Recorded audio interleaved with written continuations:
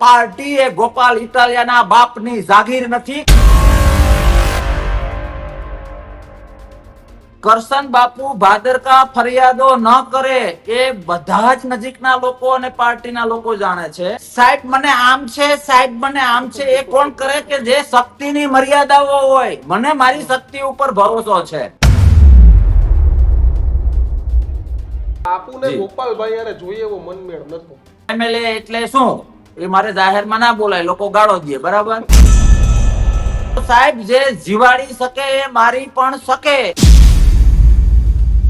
આમ રાજકારણ ભૂલી જાય તો અંદરથી મજા આવે કે નેગેટિવ તો નેગેટિવ, એક્ઝામ્પલ તો મોટા સાથે સરખાવે. સવાલ જ નથી ને બાપુ, તમે કોણ નાના નેતા છો હવે ગુજરાતના? તમારા ને મારા મિત્ર ન હોવું એનો મતલબ એ નથી કે તમે હું દુશ્મન છીએ. આનંદમાં રહેવાય. આવતીકાલને કોઈને ખબર નથી, એમ હું તમને પણ કહું છું કે આવતીકાલની કઈ ખબર નથી. હું મારી જાતને ડાયમંડ માનું છું, અતિરેક કરું છું. લોકો ભલે ગાળો દે પણ હું સાચું બોલું છું.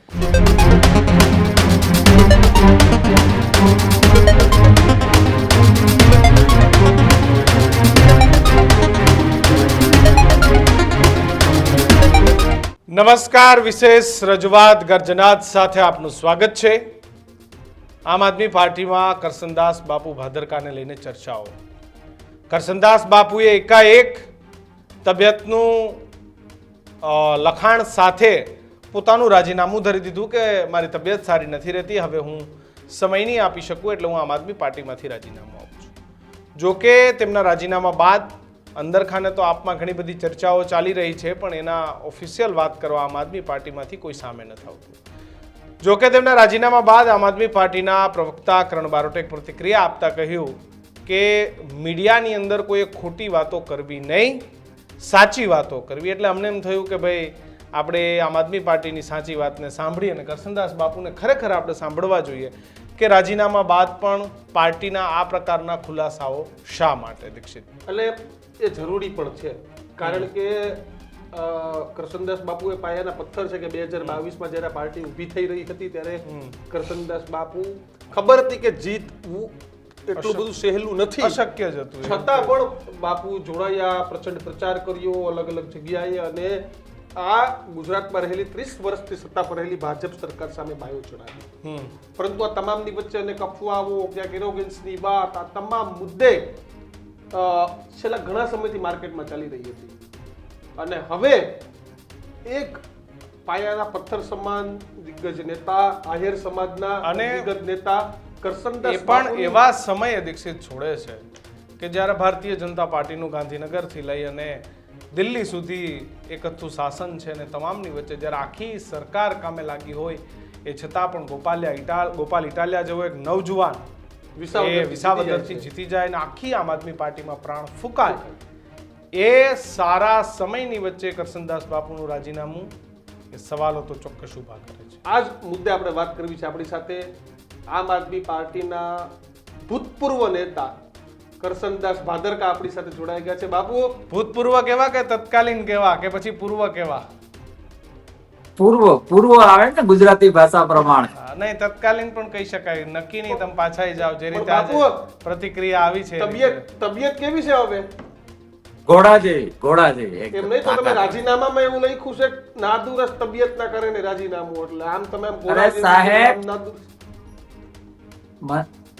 તબિયત મતલબ 1.25 વર્ષ પહેલા મેં બાયપાસ કરાવી છે, એ તો જગ જાહેર છે, ઓન પેપર છે.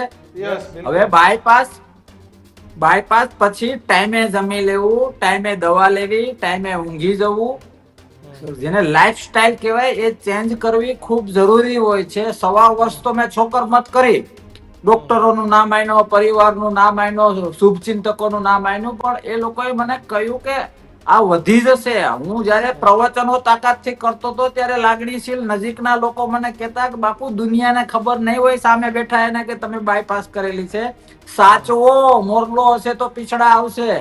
એટલે ઘણા બધા ખૂબ સારા રિપોર્ટરો, હું આગળની મારી વાતમાં કરીશ કે બાપુએ બીમારીનો ઢોંગ કર્યો. હું કોઈ ખાટલે નથી પડ્યો. હું અત્યારે જે તાકાતથી વાત કરું, કોઈ ના કહી શકે કે હું બીમાર છું, પણ મારી બાયપાસમાં સાચવવાનું મારે એટલું છે કે આરામની જરૂર છે. ટાઈમે મેં કહ્યું એ પ્રમાણે લાઈફસ્ટાઈલ ટુ પોઈન્ટ લઈ જવાની જરૂર છે, અને એ હું રેગ્યુલર અને એક્ટિવલી પેલામાં હોઉં તો ના કરી શકું, અને બીજી સામે પોસ્ટ લઈને હોદ્દો લઈને હું ન કરું એ મારા સ્વભાવમાં નથી. હું છેલ્લા 3 દિવસમાં અનેક વખત બોલી ચૂક્યો છું કે હું હોદ્દાથી ચાલનારો માણસ નથી, હું હોદ્દાને ચલાવનારો માણસ છું. મારો પાસ્ટ જોઈ લો, જે મેં કર્યું છે એ તાકાતથી કર્યું છે.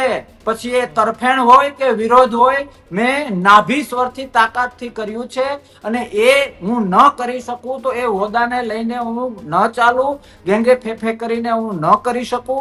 એટલા માટે મને એવું લાગ્યું કે મારો રોલ અહીંયા પૂરો થાય છે. તમે મને પૂછ્યું એ પહેલા જે ચર્ચા કરી એ મને ગમી કે એવા તબક્કે ગયું છે કે વિસાવદરના આવા માહોલમાં વિસાવદરની જીત પછી ગયા છે. તો એ વિસાવદરની જીતમાં કરશન બાપુ ભાદરકાનો કેટલો સિંહ ફાળો છે એ મારે મારું સર્ટિફિકેટ આપવાની જરૂર નથી. વાતો જેને જે કરવી હોય એ કરે, બાકી મીડિયા જાણે છે, લોકો જાણે છે, વિસાવદર અને વાતો શું ગુજરાતની કરે છે જનતા જાણે કરશનદાસ છે. બાપુ? હું બોલીશ તો કદાચ જી. અતિશયોક્તિ લાગશે, મને ખબર છે શું ચર્ચાઓ ચાલે છે. તમે જી, બોલો તો જી. વધારે ગમશે કે શું ચર્ચા કરે છે કરશનદાસ બાપુ માટે, વિસાવદર માટે. જી, ચર્ચામાં હું એના માટે એક આખો અલગ વિડીયો બનાવવાનો છું, તમને પણ હું મોકલીશ. કારણ કે મારો સ્વભાવ છે ખૂબ સરળ રીતનો હું કામ કરું છું, પણ સંછેડે એને છોડવા એ પણ ક્યાંક ને ક્યાંક ન્યાય નથી, સત્ય નથી, નીતિ નથી. બાપુ મારો પ્રશ્ન ચર્ચા શું કરે છે મારે બહુ શોર્ટમાં જાણવું છે. ચર્ચામાં respected Jagdishbhai Mehta, senior journalist, senior reporter, ખૂબ એનું સારું રીડિંગ છે. રીડિંગ તો મારું છે, પણ હું સ્વીકારું કે મારા કરતા પણ એનું રીડિંગ ખૂબ સારું છે. બોલે છે, લોકો સ્વીકારે છે, લોકો જોવે છે, એમને સાંભળે છે. એમણે કોઈ પણ આધાર પુરાવા વગર એક નિર્ભય અને એક બીજી કોઈ ચેનલમાં મને અત્યારે યાદ નથી, એવું કહ્યું કે બાપુએ ગોપાલને મત ન આપવા એવી વાત કરી. આવું રિસ્પેક્ટેડ પરમ વંદનીય જગદીશ મહેતા સાહેબે કહ્યું. મને એવું લાગે છે કે આવું કઈ પણ હોય, હું અથવા કોઈ પણ હોય, હું આજે પણ કહું છું કે આમ આદમી પાર્ટીએ મને પ્રેમ કર્યો એ બહુ ઓછા લોકોને પ્રેમ મળે. અને આ બાબતના એવું છે સ્ટેટમેન્ટ ખરું બાપુ? આજે વાતો હવામાં છે, જો હું નથી બધી બોલ્યો એટલે હવામાં મેં તમને છે, પૂછ્યું શું એવું- ચર્ચા ચાલે છે. મને મારી પાસે ખાલી આ એક મેટર આવી છે જે આધાર પુરાવા વાળી કે જગદીશ મહેતા સાહેબ આ બોલ્યા. હવે એ વાતની પાર્ટીને ખબર પડી. આ સમજો, આ ટાઈપનું લોકશાહી જય હિન્દ પછી ક્યારેય કોઈ પાર્ટીમાં નથી પણ થયું. એમને તમારી પાર્ટી પત્રકારોથી તોડી ચાલે છે કરશનદાસ બાપુ. કોઈ પત્રકાર એમ કહી દે કે આવું ઘણું બધું કહે છે તો તમારી પાર્ટી કોઈના કહેવાથી થોડી, પાર્ટીએ તો એ જોવું પડશે ને કે ખરેખર આપણા માટે કોણ હેરાન થાય છે, કોણ કઈ ઘરના પૈસા બગાડીને કામ કરે છે. હું ત્યાં આવું છું. અને એના અનુસંધાનમાં ગઈકાલે મેં ગુજરાત ફર્સ્ટમાં એવું કહ્યું કે જગદીશ મહેતા જેવા રિસ્પેક્ટેડ વ્યક્તિ જો આવા સૂત્રોની ખોટી માહિતી અથવા તો મારું રામ જાણે શા માટે આવું સ્ટેટમેન્ટ આપતા હોય તો એનો પેલો હક છે ખંડન કરવું પાર્ટીએ. અથવા મારે, અને મને આનંદ છે કે ગઈકાલે સાંજે ગુજરાત ફર્સ્ટને મેં એ વાત જણાવી. એ વાતો જે માર્કેટમાં થતી હોય વાતને મૂકતા હોય.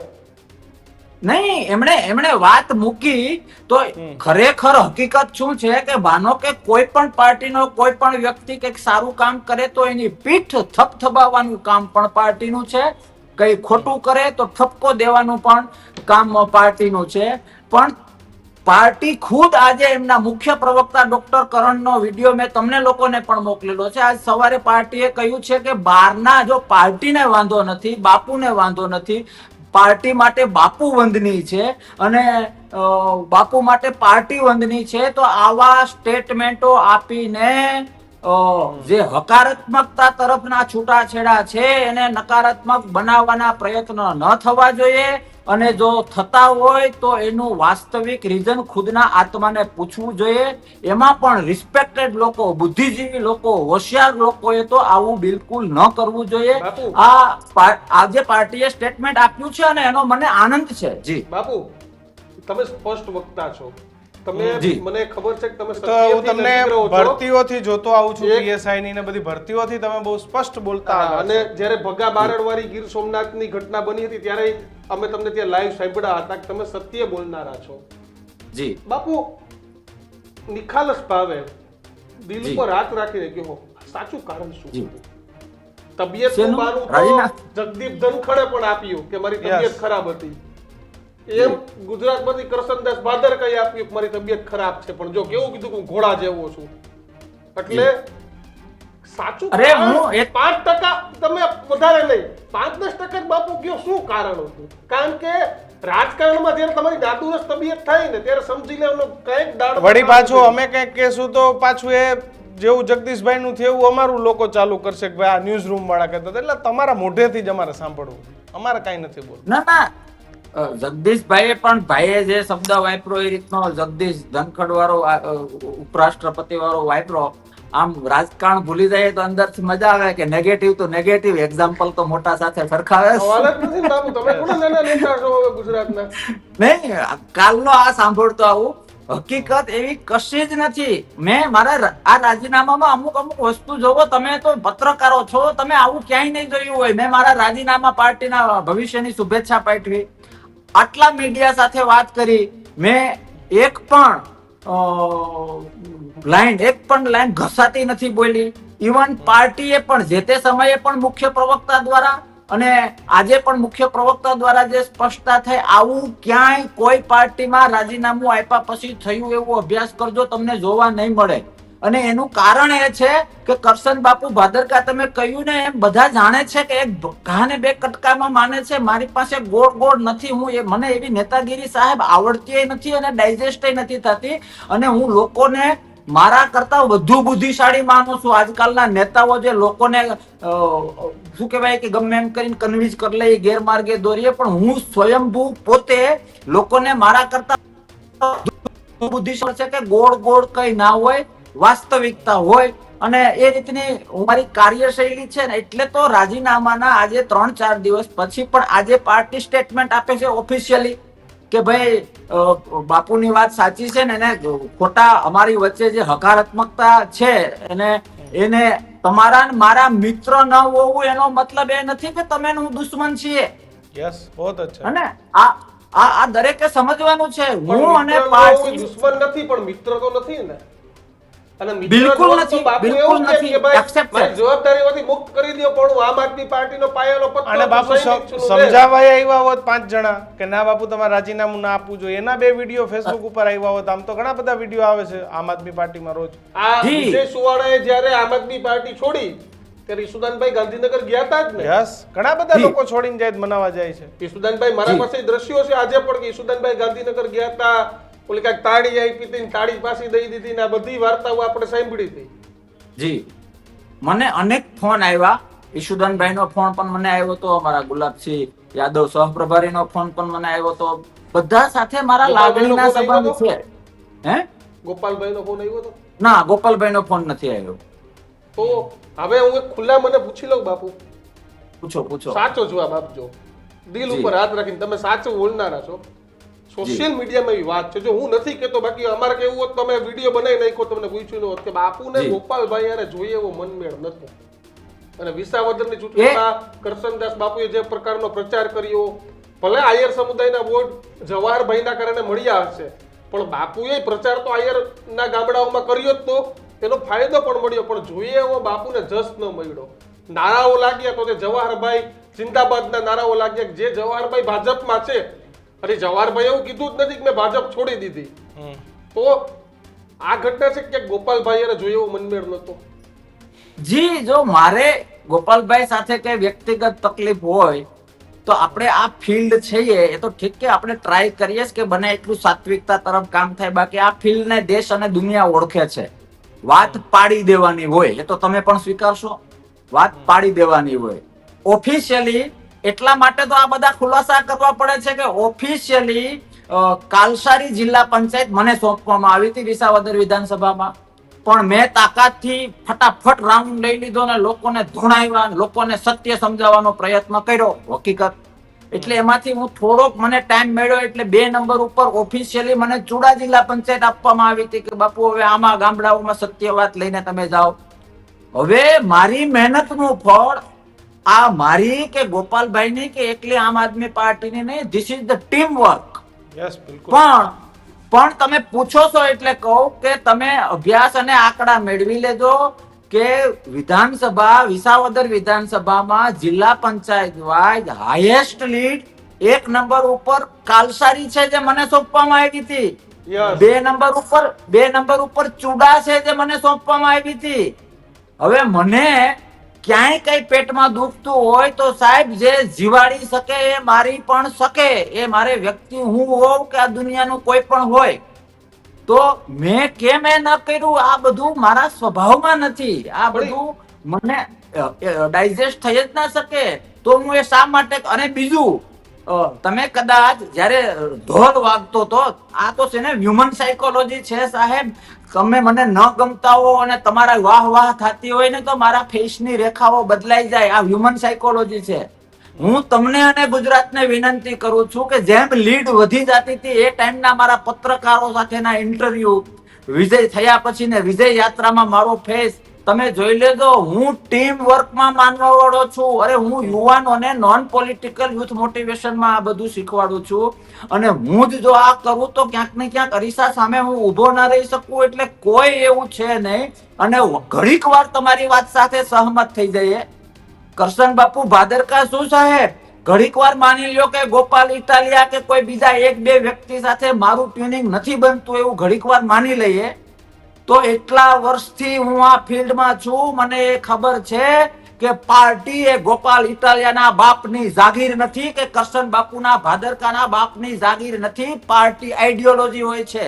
એટલે એમાં કદાચ 1-2 વ્યક્તિ સાથે એવું થાય તો આવું હું આ ઉદાહરણ આપું છું કે તો કઈ એમાં આખી પાર્ટી છોડી દેવાની વાત ન હોય. રોટલી ક્યાંક નાનો કાળો દાગ હોય તો આપણે નાનપણથી થોડોક સાઈડમાં કરીને આખી રોટલી ખાતા હોઈએ છીએ.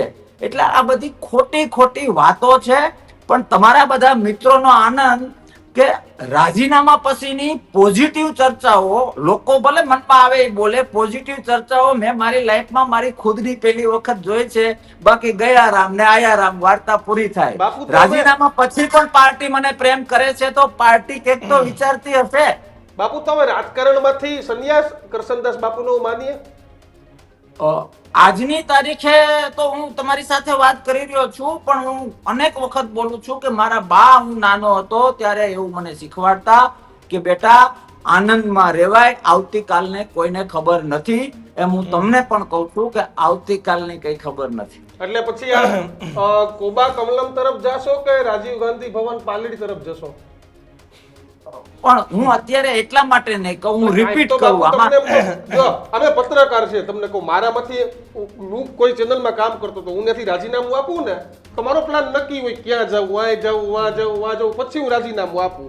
એટલે હું રાજીનામામાં કારણ તો એવું જ આપું કે ભાઈ બહુ ટાઈમ થઈ ગયો, મારા ઘરેથી આમ કહે, મારા ઘરના તબિયત સારી નહીં, ટાઈમ નથી આપી શકતો. પણ આ કારણ હોય. પણ હકીકતનું કારણ એવું હોય કે મારે બીજે ગોઠવાઈ ગયું છે. એટલે મને ત્યાં પગાર વધારે મળતો હોય, આ વધારે મળતો હોય, એટલે કાંઈક તો બાપુ આપણે આપણા ભવિષ્યનું વિચાર્યું હોય ને. અને એમાંય બાપુ તમે તો ડાયમંડ ને બધુંય કઈ વિચારવાની છોડીને જરૂર હોય આ નહીં. માર્ગે આવ્યા છો. ડાયમંડ કહેવાય. ડાયમંડ માર્કેટમાં મૂકો એટલે લાઈન લાગતી જ હોય છે. અને હું વધુ પડતું બોલું છું પણ મારી શક્તિ અને મારા મનોબળ ઉપર મને ભરોસો છે. હું મારી જાતને ડાયમંડ માનું છું, અતિરેક કરું છું. લોકો ભલે ગાળો દે પણ હું સાચું બોલું છું. પણ બાપુ, તો તમે ઈસુદાનભાઈનો ફોન આવ્યો, પણ આમ પાટીલ સાહેબનો કે અમિત ચાવડાનો ફોન આવ્યો કઈ કે બાપુ શું વાત છે, આપણે આગળ વાત કરી શકીએ, એવી કઈ પક્ષ વિપક્ષની કોઈ ચર્ચાઓ, ફોન બોન આવ્યા, કોઈ સંપર્ક કર્યો એવું થયું? સારો ઘોડો હોય તો આમંત્રણો તો આવે, પણ હું એમાં ડીપમાં કઈ જવાબ નહીં આપું અને એવી મારી કોઈ ઈચ્છા નથી. બાપુ ક્રેડિટ ના મળી એનું દુઃખ છે. મને શું ક્રેડિટ નથી મળી? પાર્ટીએ જે મને પ્રેમ કર્યો, ગુજરાત આમ આદમી પાર્ટીની આજે જે સિચ્યુએશન છે, જે લેવલ છે, એ લેવલે પાર્ટી મને જે આપી શકે એ બધું તો આપ્યું છે. પ્રદેશ પ્રવક્તા, પ્રદેશ મંત્રી, માણાવદર વિધાનસભાનો ઇન્ચાર્જ, 22 નું ઇલેક્શન, મોટા 1-2 CM વાળા સ્ટેજો, અને લોકોનો એટલો પ્રેમ, કાર્યકર્તાઓનો એટલો પ્રેમ. પ્રદેશ કદાચ તમે થોડું ડીપમાં જશો ને તો પ્રદેશની જે ટીમ છે ને, અમારે ક્યાંય કાર્યક્રમ હોય ને અમે રાત્રે પાર્ટીની ચિંતા કરવા માટે બેઠા હોઈએ અને હવાઈણ કહીએ ને, જયારે હવાઈણે બેસીએ ને, અને એ અમે એકાબીજાને જે પ્રેમ અને લાગણી છે ને સાહેબ રાજીનામા પછી આ બધું થઈ રહ્યું છે, લાગણી વગર થાય. એટલે એવી કોઈ ચિંતાનું કારણ નથી. પણ મને એવું લાગ્યું કે થોડુંક લાઈફસ્ટાઈલ, અને મને એવું લાગ્યું, હવે હું તમને બહુ બીજું થોડુંક સ્પષ્ટ કહું, નાની એવી બારી ખોલું. કરશન બાપુ ભાદરકા ફરિયાદો ન કરે એ બધા જ નજીકના લોકો અને પાર્ટીના લોકો જાણે છે. કરશન બાપુ ભાદરકા ગેંગે ફેફે ન કરે એ બધા જ પાર્ટીના અને નજીકના લોકો જાણે છે. કરશન બાપુ ભાદરકા ફરિયાદો ન કરે એ પણ બધું જાણે છે. કારણ એ છે કે એ બધું સાહેબ મને આમ છે, સાહેબ મને આમ છે, એ કોણ કરે કે જે શક્તિની મર્યાદાઓ હોય. મને મારી શક્તિ ઉપર ભરોસો છે, છાતી ઠોકીને ભરોસો છે. અને અત્યારે એટલા દિવસ પછી બંને સાઈડ થી પોઝિટિવ જઈ રહ્યું છે. આજ સુધીના જૈનના ઇતિહાસ પછી એક પણ પાર્ટીમાં નથી. તમે અભ્યાસ કરજો. ગૌરવ છે મને મારી જનતા ઉપર, ગૌરવ છે મને મારા સંબંધો ઉપર, ગૌરવ છે મને મારી મહેનત ઉપર, ગૌરવ છે જે કામ કર્યું ત્યાં સુધીના લાગણી વાળા વેવ્સ ઉપર. બાપુ, એટલે એવું કોઈ ચિંતાનું કારણ નથી. બાપુ, જી. ગુજરાતમાં 3 પક્ષ છે, કોંગ્રેસ, ભાજપ અને હવે આમ આદમી પાર્ટી. જી. તમે અત્યારે મજબૂત વિપક્ષ કોને માગનો છો? આમ આદમી પાર્ટી ને કોંગ્રેસને? અત્યારે તો મજબૂત માનો કે એમએલએ તરીકે જઈએ, સંખ્યાબળ તરીકે જઈએ તો કોંગ્રેસ ગણાય. બહુ તટસ્થ ભાવે જવાબ દઉં છું. અને વિરોધ કરવાની વાત હોય અને મુદ્દાઓને વિરોધ કરવાની વાત હોય તો અત્યારે વિરોધ તો આ હું નથી કેતો, હું જોઉં છું તમારા જેવા મીડિયા વાળાના મિત્રોના જે લોકો ડિક્લેર કરે છે, પબ્લિશ કરે છે કે તો જે વિરોધ જે તાકાતથી થવો જોઈએ એ તો આમ આદમી પાર્ટીના યોદ્ધાઓ દ્વારા થાય છે. એમાં તો નોન પોલિટિકલી સ્પષ્ટ છે. હું નહીં, કોઈ પણ વ્યક્તિ આ જવાબ સેમ જવાબ આપી શકે. જી. બાપુ, રાહુલ ગાંધીએ હમણાં આ વોટ વાળો મુદ્દો ઉઠાવ્યો કે વોટ વધારે દીધા હતા, આ થઈ ગયા હતા. આ ઘટનાને તમે કઈ રીતે જુઓ છો? એને મેં બહુ ડીપમાં નથી જોયું, પણ આવડી મોટી લોકશાહીમાં માનો કે ઘણી વખત ઈવીએમ ની ચર્ચા થતી હોય છે, ઘણી વખત આ રીતના વોટ થતા. પ્રેક્ટિકલી એ બધું મને ડાયજેસ્ટ નથી થતું. પ્રેક્ટિકલી આવું બધું શક્ય હોતું નથી. લોકશાહીમાં આ નાના નાના ચપ્પા શોધીને લડવા નીકળવાનું જ ન હોય. લોકશાહીમાં તોપ લઈને લડવા નીકળવાનું હોય. તોપ મતલબ લોકોના વાસ્તવલક્ષી. હું તમને એક એક્ઝામ્પલ આપું. તમે માનો કે મારા કરતા જીતી ગયા, તમે જીતી ગયા, હું નથી જીતો, બરાબર? તો હું શું કામે નથી જીતો એ મારે જોવાનું હોય કે તમે કેમ જીતા એ મારે જોવાનું હોય. હું તમારો સપોર્ટર છું કે હું ખુદનો સપોર્ટર છું? સમજો છો? એટલે ક્યાંક ને ક્યાંક એ સ્ટેટમેન્ટ સાથે વ્યક્તિગત હું સહમત નથી. કઈ રીતે જીતવું, કઈ રીતે જીતવું, તો એ જે તે સમયે આપણે ક્યાં હતા. એટલે એ રાહુલજી હોય કે કોઈ પણ પાર્ટી હોય, હું સ્પષ્ટ કરીશ કે તાકાતથી લોકશાહીના દિલ સુધી પહોંચવાનો પ્રયત્ન કરવો જોઈએ, લડવું જોઈએ. અને પેલું નાનું છોકરું ચોકલેટ માટે રડે એ ધંધા કરવાથી સરકારો ના બને. જી. બાપુ, એક વાત એવી છે કે ભાઈ જવાહર ચાવડા આમ આદમી પાર્ટીમાંથી આવે એ પહેલા બાપુએ જગ્યા કરી દીધી. અરે સાહેબ, એવું થોડું હોય કે એક ક્યાંય મારે માગું નાખવું હોય, ત્યાં તમે માગું નાખવાના છો એટલે હું માગું જ ના નાખવું, આવું હોય? આ બધી ખોટી વાતો છે યાર. આવું બને? આવું ક્યાં? હજી 2.5 વર્ષની વાર છે. તમને એક વાત કહું, થોડીક ઓવર લાગશે. 2.5 વર્ષ છે, 2.5 વર્ષ. જો આ બધી વાતોમાં સત્ય હોય ને તો 2.5 વર્ષ હું બધું જ મૂકીને મારા ગ્રાઉન્ડ ઉપર જતો રહું. જો આટલા મોટા ગુજરાતમાં કામ કરી શકું, ખાલી એક જ વિધાનસભા પકડી લઉં, બરાબર? મને મારા નજીકના કેટલાય મિત્રોએ એવું કહેલું છે કે બાપુ, તમે આખા ગુજરાતમાં અને અમુક બહારના સ્ટેટના કાર્યક્રમોમાં ધ્યાન દો છો, એના કરતા કોઈ એક વિધાનસભામાં તમે ખાલી કામ કરો, સામાજિક, શૈક્ષણિક ને એ રીતે, તો તમારે ખાલી ફોર્મ ભરી આવવાનું રહે. બીજું કઈ કરવાની જરૂર ના પડે. પાર્ટી કોઈ હોય કે તમે ખાલી તમારું નામ હોય. આ શક્ય છે, આ પોસિબલ છે. અને મારે કહેવાની જરૂર નથી, મારી શક્તિ એટલી તો છે, ગુજરાત જાણે છે. કઈ અરે બેઠક? સાહેબ, એક કઈ જી કઈ બેઠક? એક પણ બેઠક નહીં, એક પણ બેઠક નહીં. આ તો હું તમને એક્ઝામ્પલ આપું છું. હજી 2.5 વર્ષની વાર છે. તમે આવ્યા છો એટલે એટલે હશે ગીર સોમનાથ જુનાગઢમાંથી જેમ વાંધો નહીં તો જે હોય. નહીં મારી વાત છે સાંભળો. કહેવાનો મતલબ 2.5 વર્ષની વાર છે. ભેંસ ભાગોળે ને છાજ સાગોળે. ઓલો ભાઈ મારો મોટો ભાઈ હજી ભાજપમાં છે. મેં હજી 3 દી પહેલા આ પાર્ટીમાંથી મેં શું કહેવાય બહાર નીકળ્યો છું. 2.5 વર્ષ હા એવું નજીક હોય ને 6 મહિનાની વાર અરે હોય બાપુ, ને આમ. રાજકારણ માટે 2.5 વર્ષ એટલે કઈ તમને વધારે લાગતો હોય મને નથી લાગતા હો. એક આ સીટ 2.5 માટે વર્ષ તો બહુ ક્યારે મોટા વહી જશે? છે. લોકો 20 વર્ષના પ્લાનિંગ કરે યુવા મોરચામાં હોય ત્યાંથી કે અત્યારે ભલે 20 વર્ષે યુવા 40 મત વારો આવશે ને ધારાસભ્ય તરીકે એટલે 20 વર્ષના પ્લાનિંગ થી હાલતા હોય રાજકારણમાં 2.5 વર્ષનો બહુ હિસાબ એ તબક્કાઓ હું પાર કરી ચૂક્યો એટલે છું. તકની વાત છે કેવી વિસાવદર ખાલી થઈને ગોપાલભાઈએ તક લઈ લીધી એમ તકની વાત છે એમ મેઇન વસ્તુ એ છે પણ કહેવાનો મતલબ 2.5 વર્ષની વાર છે. મારો મોટો ભાઈ હજી ભાજપમાં છે અને એમને લીધે આમ અને તમે શું માનો છો કે કદાચ હું જે સંગઠનમાં હોઉં એ સંગઠન મોટું થતું હોય એ સંગઠનને તાકાત મળતી હોય તો એમએલએ મારે અમુક વસ્તુ અહીંયા ના બોલાય. હું ગ્રુપમાં એક શબ્દ બોલું છું કે એમએલએ એટલે શું એ મારે જાહેરમાં ના બોલાય લોકો ગાળો દે બરાબર. તો આ બધા મનના સાયકોલોજીકલ ભ્રમ છે. એક એમએલએ લગાડો કરશન બાપુ ભાદરકા એમએલએ હોય કે ના હોય શું ફેર પડે? તમે ગ્રાઉન્ડ ઉપર જોજો. મને નો ડાઉટ રાજકારણમાં હોય એટલે ગાળો દેનારા લોકો હોય પણ અનેક યુવાઓને અનેક દીકરા દીકરીઓને મેં તાકાત વાળા મનોબળ વાળા કર્યા છે કે જે આજે ખૂબ સારી પેલા ઉપર છે. જે એમએલએ ના પપ્પા ભેગા થાય તો ન થઈ શકે જે કામ મેં કર્યું છે. એટલે આવા બધા એમએલએ લગાવવા માટે હું આ બધું કરું. સાહેબ તમને મેં કાલે પણ કહ્યું હતું આજે પણ કહું 22 મારી ટિકિટ ડિક્લેર થઈ ને મને તો લડવાની ઉપડીથી ખંભાળિયા સીટમાં રાજકીય રીતે ગ્રાઉન્ડ ઉપર સૌથી મારું વર્ક વિક્રમ કાકા વખતે એ કોંગ્રેસમાં હું કોંગ્રેસમાં તો અને સમાજ બેઝ ઉપર ત્યાં મને મત છે મોટા ખંભાળિયા દ્વારકા જી મારે ત્યાં લડવું હતું પણ ત્યાં તો સીએમ નું કેન્ડિડેટ આપણા રિસ્પેક્ટેડ ઈસુદાનભાઈ હતા એટલે એમાં તો કઈ ડિમાન્ડ ના કરાય. પછી પાર્ટીએ મને એવું કહ્યું હતું કે તમે આણંદ થી લડો તો આણંદમાં બીજું બધું ઓકે છે પણ મત લઈને રાજકીય ગ્રાઉન્ડમાં હું અહીંયા ટૂંકમાં ચૂંટણી લડાય એવી હાલત નહીં એમ. પછી મને એવું લાગ્યું કે વતનમાં જઈએ. આપણું નેટિવ મારું જુનાગઢ જિલ્લાના વંથલી તાલુકાનું સુખપુર ગામ કે જે માણાવદર વિધાનસભામાં આવે એટલે મને એવું લાગ્યું કે લડવાનું મારે ફરજિયાત છે તો આપણે આપણા વતનમાંથી માણાવદરમાંથી લડીએ. મેન જવાહરભાઈએ 2012ની અને 17ની ચૂંટણીમાં જવાહરભાઈ કોંગ્રેસમાંથી લડ્યા. કોકને પૂછજો જવાહરભાઈ નહીં હું પોતે લડતો હોઉં ને એટલી તાકાતથી મેં મહેનત કરેલી છે. હવે મહત્વની વાત એ આવે છે કે એ ટાઈપનો હું પોલિટિશિયન નથી. હું અને મારો સન મારા મોટા ભાઈ જવાહરભાઈને બંગલે ગયા હતા.